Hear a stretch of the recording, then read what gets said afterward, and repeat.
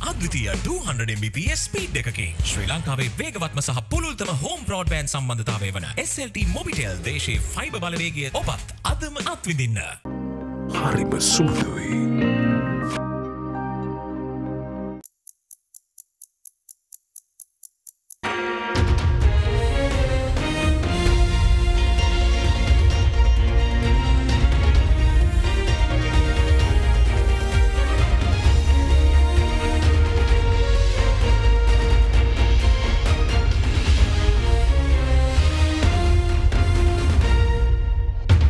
Tonight on First at 9 this Sunday the 6th of August 2023. More connectivity. Minister of Foreign Affairs discusses ways to improve Sri Lanka-Iran cooperation with his Iranian counterpart. We would also like to see many Iranians visiting our beautiful country Sri Lanka. We also discussed how we can improve the people-to-people contact. We believe that Sri Lanka's presidency of IORA is an opportunity to look more strongly at the cooperation between Asian countries and the Islamic Republic of Iran with other Asian countries and members of the organization. Cheaper power. Reducing power generation costs is the priority of the government, insists the Minister of Power and Energy. We have set our targets. We have forecasted what we need to integrate into the grid by 2030. Climate change. Sri Lanka to host the Asia-Pacific Forum of Environmental Ministers and a Climate Justice Forum this year, reveals the Environment Minister. That is to be held somewhere in October 3rd to 5th, where we are expecting about 41 countries to about 41 ministers. Reforms. Education Minister reveals plans to reduce the number of term tests for all school grades to 1.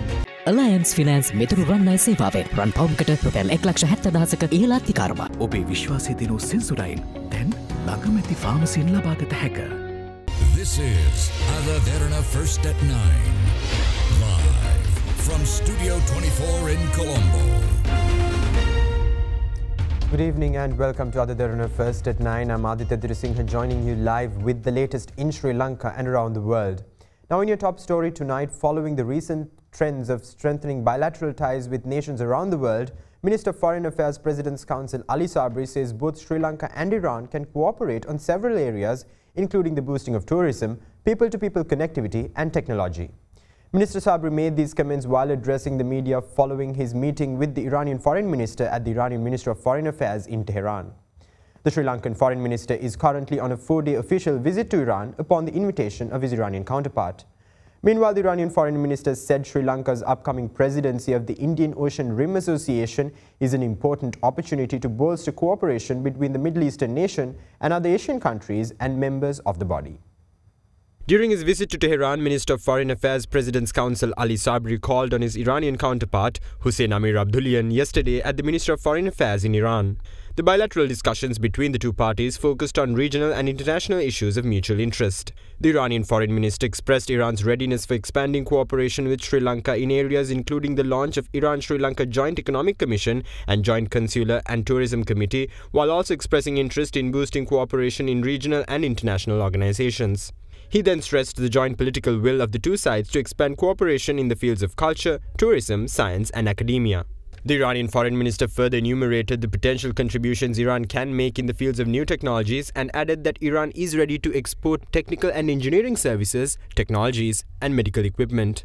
Meanwhile, the Sri Lankan Minister of Foreign Affairs President's Council Ali Sabri called Sri Lanka the gateway to South and East Asia and added that Sri Lanka's presidency of the Indian Ocean Rim Association and mutual cooperation with Iran is an opportunity for the Middle East nation to play a greater role in building strong relations with a 1.8 billion strong population of the Indian subcontinent.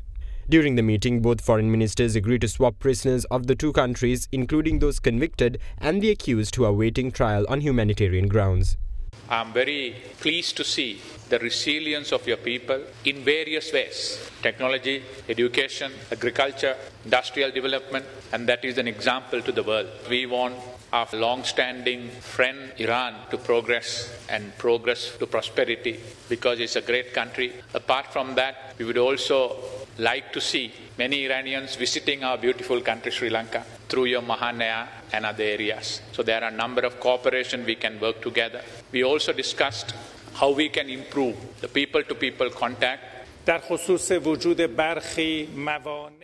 Ali Sabri's visit to the Islamic Republic of Iran today will be considered a new point for the development of cooperation between the two countries.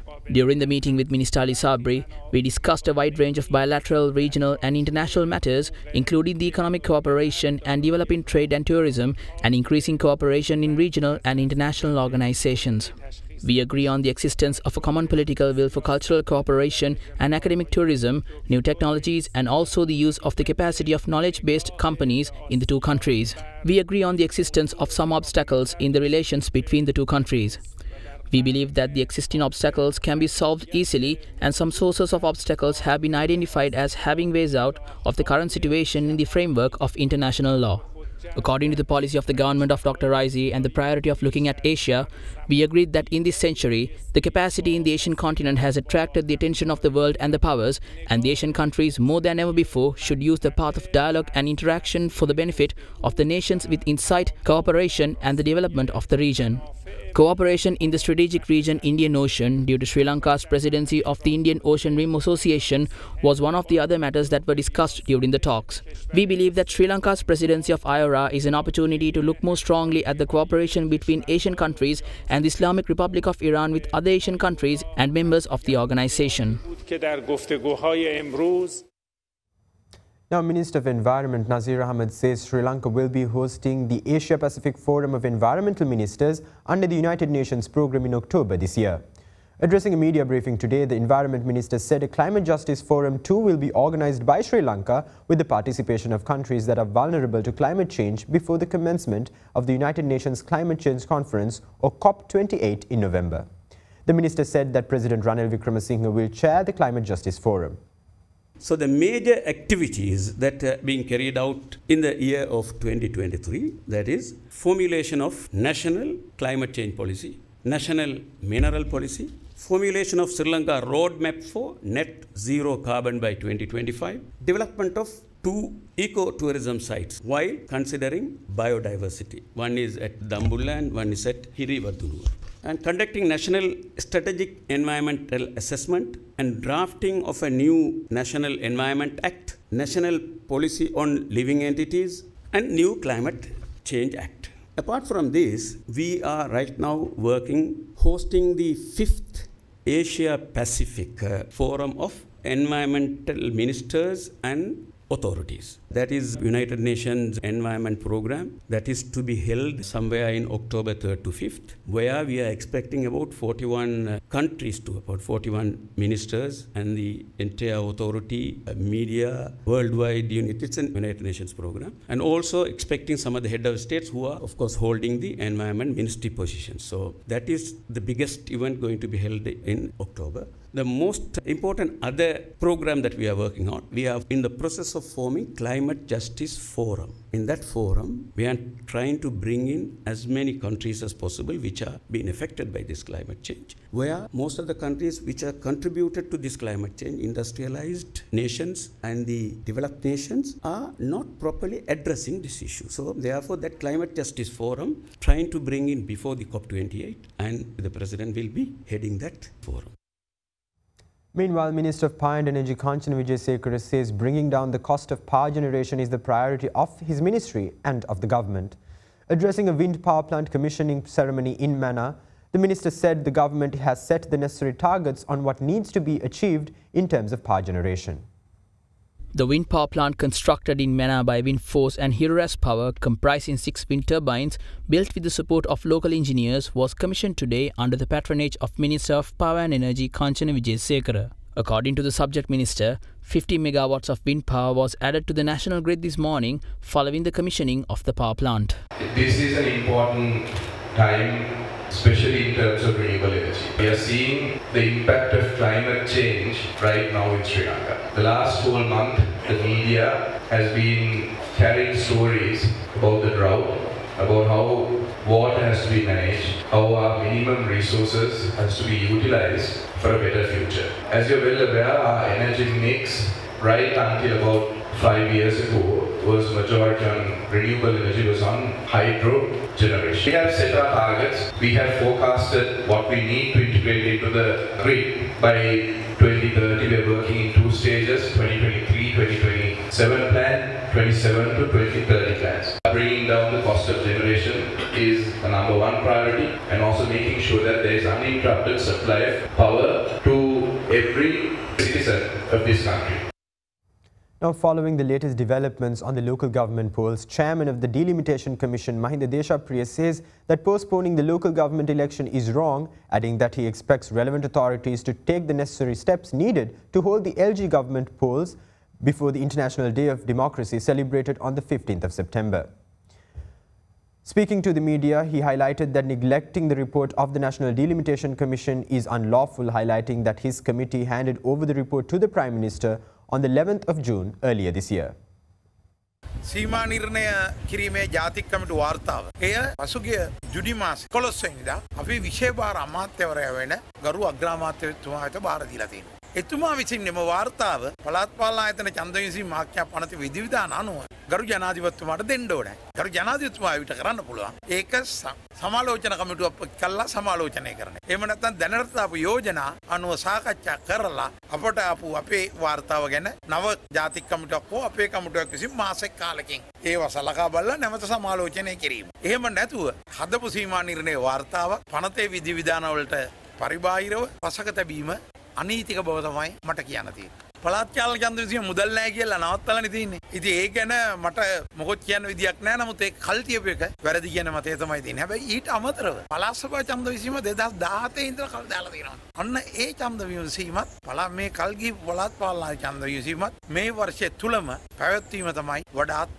නිරෝගී ප්‍රජාතන්ත්‍රවාදී සමාජයක ලක්ෂණයක් වෙන්නේ. අපි අඩුම ගානේ බලාපොරොත්තු වෙනවා සැප්තැම්බර් 15 වෙනිදා ලෝක ප්‍රජාතන්ත්‍රවාදී දිනයට පෙරවත් මේ ඡන්ද විසීම දෙකක් හෝ එකක් තැබීම සඳහා නිසි බලධාරීන් අවශ්‍ය නියෝග විධිවිධාන නිකුත් කළා ඒ සඳහා ක්‍රමවේද සකස් කරයි.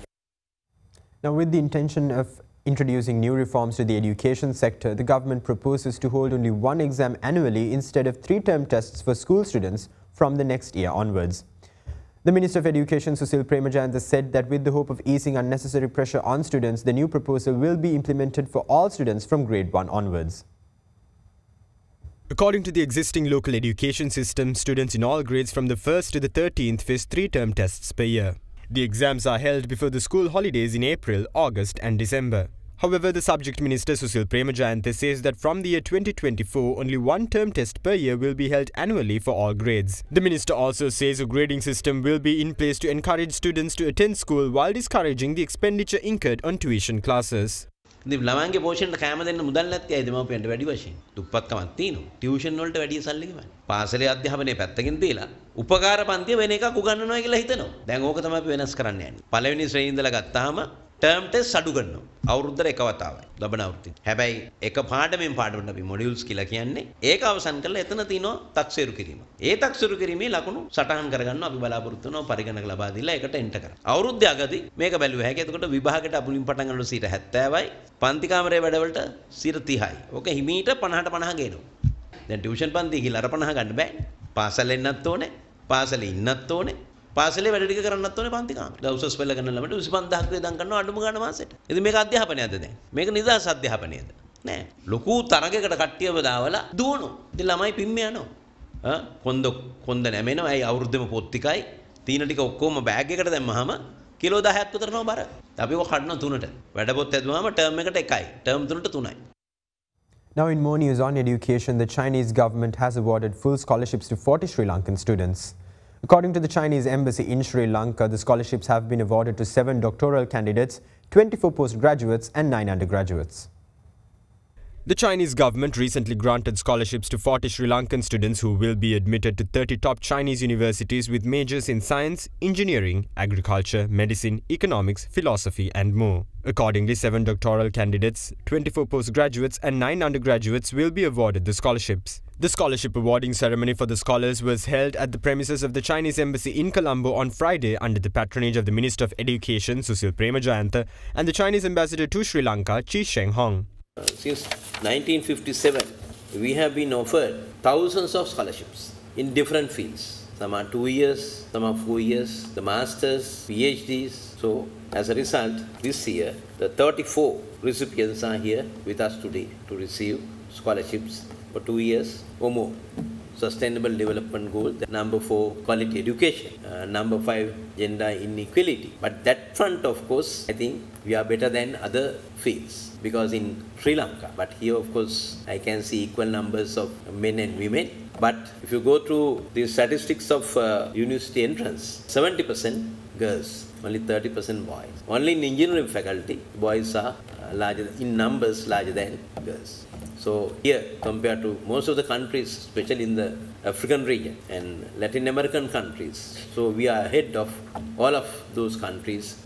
Number 5 of the SDG goal. China and Sri Lanka have always been friends, and the friendship between our two countries have a long history. In recent years, the exchange between the two countries in the fields of the politics, economy, trade, and culture have become more frequent, and there has been more and more cooperation in education. While Sri Lanka students are studying in China, and more Chinese students are also coming to Sri Lanka for further study. The culture exchanges of young generation are constantly promoting the development of the friendship between China and Sri Lanka. When you return with new knowledge and talents, you will be able to contribute to Sri Lanka's modernization and continue the friendship between China and Sri Lanka.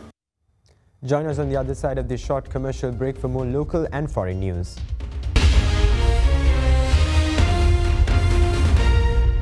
ගොඩමඩ පෙරලි කරන බලපුළුවන් කාරයා මහින්ද්‍රා යුවෝ ටීමෝ වෙතින්. වැඩම ගොඩයි ගොඩම තමයි. ස්වරාජ් tractor ටීමෝ වෙතින්.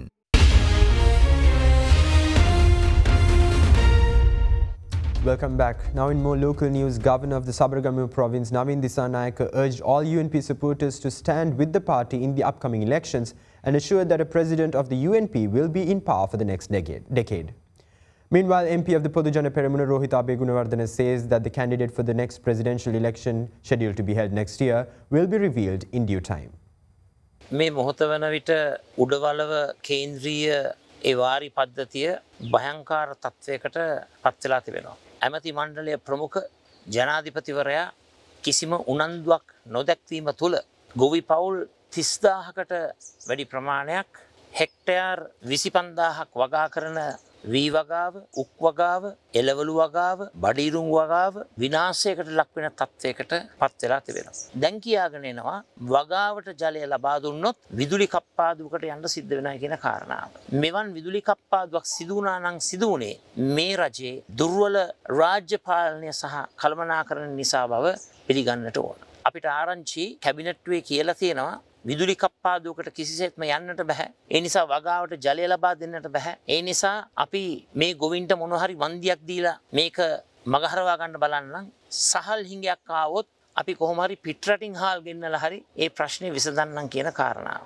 මේකද මේ බංකොලොත් රටක ක්‍රියාත්මක වෙන බංකොලොත් රාජ්‍ය පාලනයේ රාජ්‍ය ප්‍රතිපත්ති. බලන්නේ කොහොම හරි මොන ක්‍රමයෙන් හරි ඡන්දයක් තියලා කොහොමද මේ බලය ගන්න කියන එක තමයි මේ මහත්තුරුගේ තියෙන එකම උපක්‍රම. දැන් ඡන්දේ තියනවා ළඟදී. වැඩි බය වෙන්න එපා. ඊළඟ ජනාධිපති වෙන කෙනා එනවා වුණු. ඔය පොඩි ඡන්ද තියලා වැඩක් නැහැ නේ මිත්‍රවරුනි. කියනවා නම් ලොකුම ඡන්දේ තියන්න. තව අවුරුදු 10කට මේ රට පාලනය කරන්න යන්නේ එක්සත් ජාතික පක්ෂයේ විධායක ජනාධිපතිවරයෙක් කියන එක මා තමුන්නාන්සලට පැහැදිලිව ප්‍රකාශ කරනවා.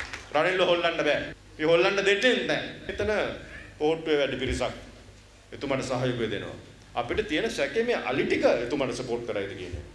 ආයෙත් ගියපාර වගේ ගේම් එකක් ගහනවා තමුන්නාන්සලා. එහෙම කරන්න එපා. එහෙම කරොත් ඒකේ පාඩුව වෙන්නේ තමුන්නාන්සලාට. දැන් මේ දවස්වල හැම තැනම කතා කරන්නේ මොකද්ද? කවුද ජනාධිපති අපේක්ෂකයා කියන එක. අපේක්ෂක නාමාවලියක් අහනවා. හැබැයි ඔබට අපිට ශ්‍රී ලංකා පොදු ජන පෙරමුණට අනන්‍යතාවයක් තියෙනවා. ශ්‍රී ලංකා පොදු ජන පෙරමුණේ ජනාධිපති අපේක්ෂකයා කවුද කියලා අහනවා නම් අපි අපේක්ෂකයා කියන්නම් වෙලාවට. Now, a suspect was arrested in the Jaffna region in possession of 227 kilograms of Kerala cannabis and was handed over to the police for further legal action. The arrest was made during a combined search operation conducted by the Sri Lankan Navy and the police. Meanwhile, a prison officer was brutally assaulted by a group of 10 individuals in the Valigam area yesterday evening. With that, here are some developments around the island in brief.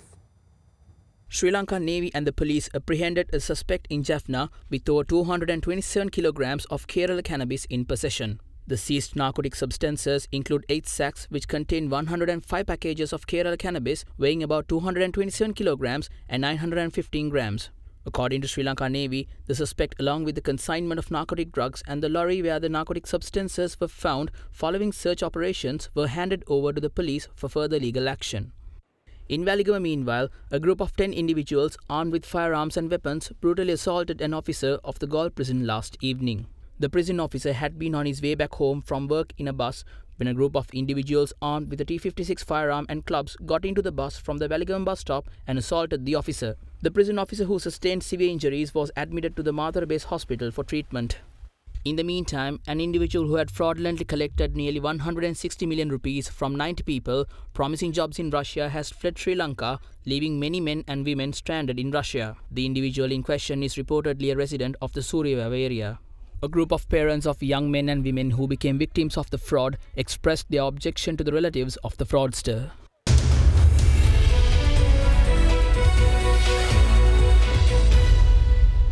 Now in your international business news, making headlines again, Elon Musk has said his X social media platform will pay the legal bills and sue on behalf of people who have been treated unfairly by employers for posting or liking something on the site formerly known as Twitter. In a Twitter message, Musk said if any user of the platform were unfairly treated by employers due to posting or liking something on the social media platform now known as X Media, it will fund the legal bill, adding that there will be no limits to the funding. In response to another tweet, Musk said X Media won't just sue, but it will also be extremely loud and will go after the boards of the directors of the companies too.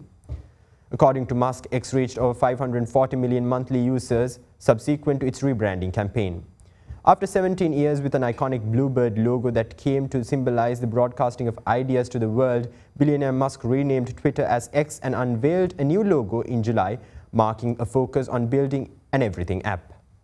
It was also the latest in a series of comments from X executives claiming strong traction in the usage after Meta's launched a similar app on the 5th of July.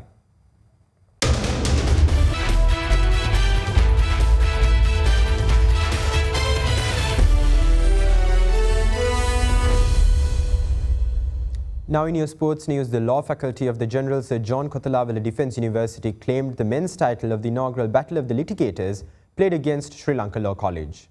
Meanwhile, the women's title of the same cricket encounter was claimed by Sri Lanka Law College. The inaugural Battle of the Litigators between the law faculty of General Sir John Kotalawala Defence University and Sri Lanka Law College was held recently at the KDU grounds in Ratmalana. In the women's softball encounter, Sri Lanka Law College won the toss and elected to field first. Upon the invitation of Law College, the KDU Faculty of Law scored 47 runs for the loss of 6 wickets at the end of 10 overs. Sri Lanka Law College, however, managed to surpass the target successfully to claim the women's title of the Battle of the Litigators with 1 wicket in hand. The woman of the match was awarded to Oluni Anthony of Sri Lanka Law College for her outstanding performance. Meanwhile, in the men's 20-over hardball encounter, the KDU Law Faculty won the toss and invited Sri Lanka Law College to bat first. At the end of 20 overs, Sri Lanka Law College scored 141 runs for the loss of 9 wickets. Rizni Maulana was the top scorer for Law College with 70 runs. KDU Law Faculty, who received a target of 142 runs, chased it by losing only 3 wickets to claim the victory of the men's title of the inaugural Battle of the Litigators. Skipper of the KDU Law Faculty's men's team, Yukti Napagoda, who drove the team towards victory, was awarded the Man of the Match award for his unbeaten score of 53 runs. And with that, we wrap up tonight's edition of AdaDerana First at 9. Stay in touch with us on www.adaderana.lk for the latest developments around the clock. Thank you. Have a great night.